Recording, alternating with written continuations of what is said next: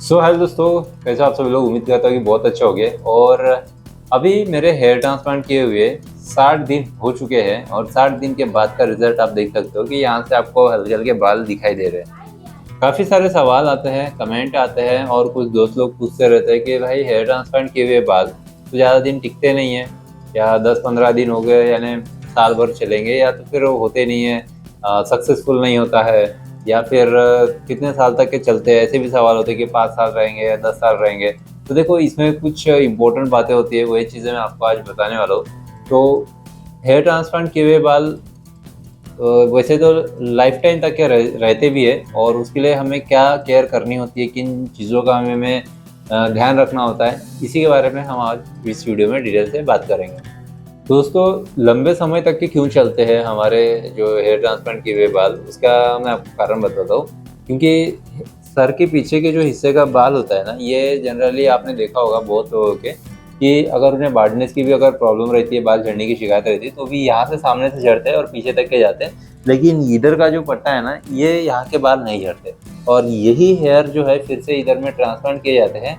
इसीलिए उसमें जो क्षमता होती है ना बाल नहीं झड़ने की, तो वो इसीलिए नहीं झड़ पाते क्योंकि पीछे के होते हैं। इसलिए इस वजह से वो जो बाल है नहीं झड़ते हैं। तो देखिए दोस्तों, जिनके प्रॉब्लम होती है जेनेटिक्स की ना, तो उसमें क्या होता है ना कि मान के चलो कि इतने बाल मेरे नहीं झड़े, जैसे कि अभी यहाँ पे सामने के बाल मेरे नहीं झड़े थे, दोनों साइड से बाल झड़े थे, तो अभी मैंने इसे हेयर ट्रांसप्लांट करा लिया।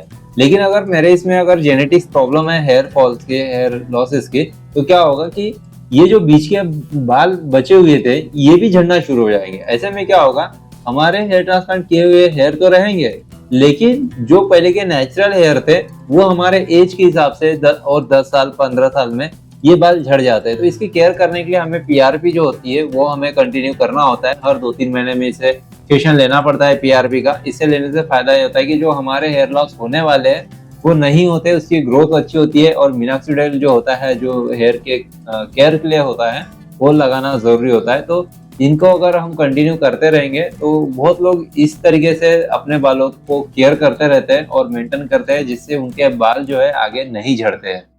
अच्छे सर्जन द्वारा किया गया हेयर ट्रांसप्लांट 10 साल 20 साल भी टिक सकता है, या फिर लाइफ टाइम और लॉन्ग टर्म भी टिक सकता है। ऐसा कोई ये नहीं है कि उसके बाल जो है झड़ जाएंगे। लेकिन हाँ, अच्छे डॉक्टर होना बहुत जरूरी है, जिसकी वजह से आपके बालों में कोई प्रॉब्लम ना आए और लॉन्ग टर्म जो है हेयर आपके टिके रहे। हेयर ट्रांसप्लांट कराने के बाद में डॉक्टर कुछ दवाइयाँ रिकमेंड करते हैं, जैसे कि मिनॉक्सिडाइल है, फाइनस्टेड है, फिर बाद में बायोटिन विटामिन है, और पीआरपी है। ये चीज़ों को रिकमेंड करते हैं डॉक्टर, और ये लेना पड़ता है। अगर ये आप अगर केयर करते हो तो आपका जो हेयर का यानी ग्रोथ भी बोल सकते हैं वो कंटिन्यू अच्छी भी रहेंगी, हेयर लॉस नहीं होगा। और पीआरपी वगैरह करने से और विटामिन की टैबलेट अगर हम लेते हैं तो इससे हमें ही फायदा होता है, और इसका ज़्यादा कॉस्टली खर्चा जाता नहीं है। हार्डली अगर पीआरपी को छोड़ के अगर हम मिनॉक्सिडाइल है और जैसे बायोटिन विटामिन हो गया, फाइनस्टेड हो गया, तो अगर इसका इस्तेमाल भी करते हैं तो 1000-1500 तक का खर्चा आता है। और 2-3 महीने में अगर आप पीआरपी कर लेते हो तो इसका लगभग 2500-3000 के आसपास में आपका खर्चा चला जाता है। अब आपको क्या नहीं करना चाहिए वो मैं आपको बता देता हूँ कि देखिए, स्मोकिंग और ड्रिंकिंग और इस टाइप की जो तंबाकू वगैरह चीजें है ना, ये नहीं खाना चाहिए। ये खाने से भी बालों को प्रॉब्लम होती है, जिससे आपका हेयर ट्रांसप्लांट किए हुए में भी दिक्कत आ सकती है, और उसका रिजल्ट उतना नहीं दिख पाएगा जितना आप चाहते हो। और आपने जो खर्चा किया है, इन्वेस्टमेंट किया है, इसमें भी आपका फर्क पड़ सकता है। अगर आप अल्कोहल लेते हो या फिर बहुत ज्यादा सिगरेट स्मोकिंग करते हो और वो एयर हीट वाला जो होता है आजकल, बस बहुत लोग बाल सुखाने के लिए या फिर अगर किसी पार्लर में जाते हैं तो वहाँ पे भी यूज़ किया जाता है बालों के ऊपर में। तो हीट वे वाला यूज़ ना करें, नॉर्मल एयर वाला बात अलग है, बट बहुत लोग हीट वाले से अगर करते हैं तो उससे भी फर्क पड़ता है और उससे भी बालों में प्रॉब्लम आती है। देखिए दोस्तों, हेयर ट्रांसप्लांट होने के बाद में आपको एक हेल्दी रहना बहुत ज़रूरी है, पॉजिटिव वे में रहना ज़रूरी है। साथ में स्मोकिंग करना नहीं चाहिए, ड्रिंकिंग नहीं करना चाहिए। और इस टाइप के अगर आप थोड़ा सा परहेज का इस्तेमाल करोगे तो आपके हेयर में रिजल्ट अच्छा मिलेगा। ये 100% गारंटी है, सभी डॉक्टर्स बोलते हैं, और बहुत लोगों को इससे फायदा भी हुआ है। और जैसे सर को अच्छे से धोना, स्काल्प क्लीनिंग जो बोलते हैं, वो अच्छे से होना चाहिए। अच्छा शैम्पू से आपका बाल धुलना चाहिए, जिससे उसमें डस्ट वगैरह ना हो।